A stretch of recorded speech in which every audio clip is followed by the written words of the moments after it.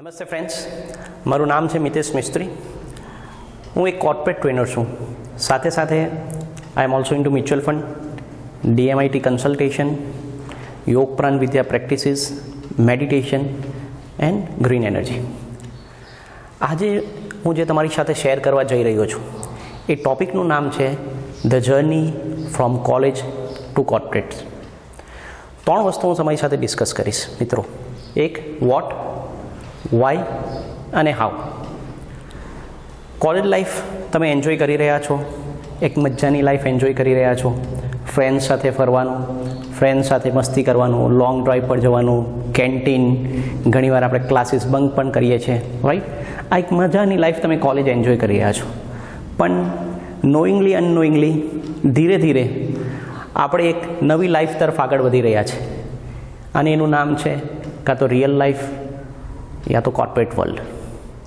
તમારું એજ્યુકેશન જે તમે અત્યારે કરી રહ્યા છો, બેચલર ડિગ્રી હોઈ શકે, માસ્ટર્સ હોઈ શકે, PhD હોઈ શકે, આ બધા એજ્યુકેશન કમ્પ્લીટ તમારા જેવા થશે અને તમે રિયલ લાઈફમાં જ્યારે આવશો એટલે તમે પહેલી વસ્તુ જે શોધવા જશો that will be for job. અને જોબ જ્યારે તમે સ્ટાર્ટ કરવા જશો તે પહેલાં એક અગત્યની વસ્તુ જે તમને જરૂર છે દેટ ઇઝ બાયોડેટા. મિત્રો, આપણા અહીંયા તમે જોયું હશે, મેરેજ હશે તો પણ બાયોડેટા આપીએ છીએ, ઇન્ટરવ્યૂ આપવા જઈએ ત્યાં પણ બાયોડેટા આપીએ છીએ. તો આ ડિફરન્સ નહીં હોવો જોઈએ.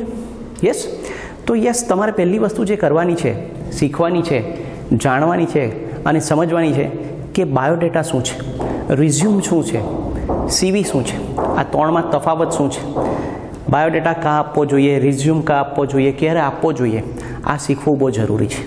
કારણ કે તમે ઘણીવાર જોયું હશે કે ઘણા લોકો બાયોડેટા કાં તો રિઝ્યુમ આપે છે પણ ઇન્ટરવ્યૂ માટે એ લોકોને બોલાવવામાં જ નથી આવતા. કેમ?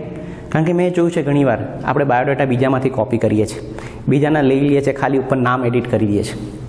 એના લીધે આપણું કેરિયરમાં બહુ મોટી હિટ થાય છે. તો પહેલી વસ્તુ જે શીખવાની જરૂરી છે તે આ 3ના ડિફરન્સ. બીજી વસ્તુ, વન્સ તમારો બાયોડેટા રેડી હશે એની સાથે બીજી વસ્તુ જે એના પછી નેક્સ્ટ સ્ટેપ આવશે that is interview. Biodata ready છે અને તમે ઇન્ટરવ્યૂ આપવા જાઓ છો.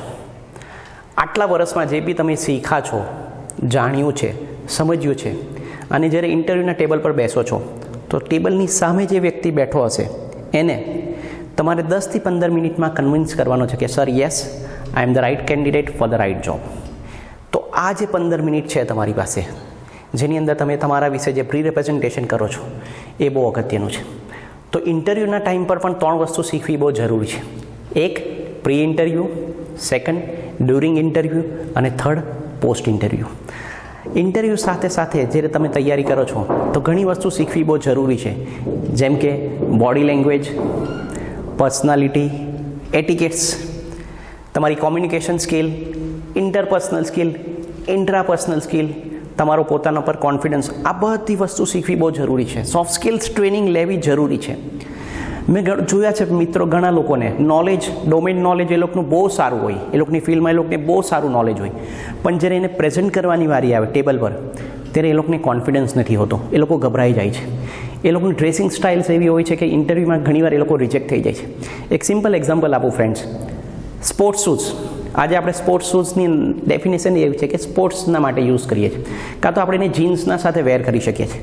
પણ મેં ઘણા મિત્રોને જોયા છે જે લોકો ફોર્મલ કપડા પર પણ સ્પોર્ટ્સ શૂઝ પહેરે છે, ઇન્ટરવ્યૂ આપવા જાય ત્યારે જીન્સ પહેરે છે, સેવ નથી કરેલું હોય તો આ બધી વસ્તુ જરૂરી છે જ્યારે તમે ઇન્ટરવ્યૂ માટે જાઓ છો.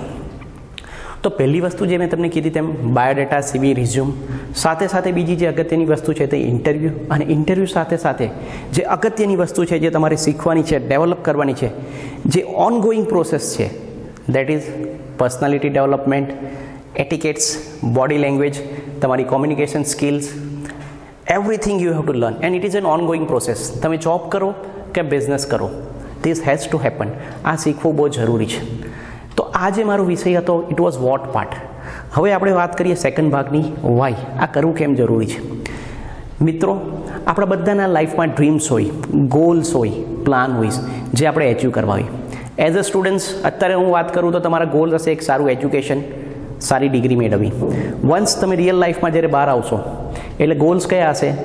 સારી જોબ, સારી salary, dream house, dream vacation, આ બધા ગોલ્સ હશે. આ બધા ગોલ ફૂલફિલ કરવા માટે અને લાઈફમાં સક્સેસફુલ થવા માટે આ જરૂરી છે. તો આપણે આગળ જે વાત કરી ગયા વોટ પાર્ટની અંદર, એ વસ્તુ જેટલું તમે વધારે શીખશો, જેટલું તમે વધારે જાણશો, જેટલું તમે વધારે અનુભવ કરશો, એટલી જે તમારી રિયલ લાઈફ પણ જે છે ને એ મજાની લાઈફ હશે. It will be very beautiful. કારણ કે એ તમારા ગોલ્સ એચિવ કરવામાં તમને બહુ ઇઝી થશે. તમને કામ કરવાની મજા આવશે.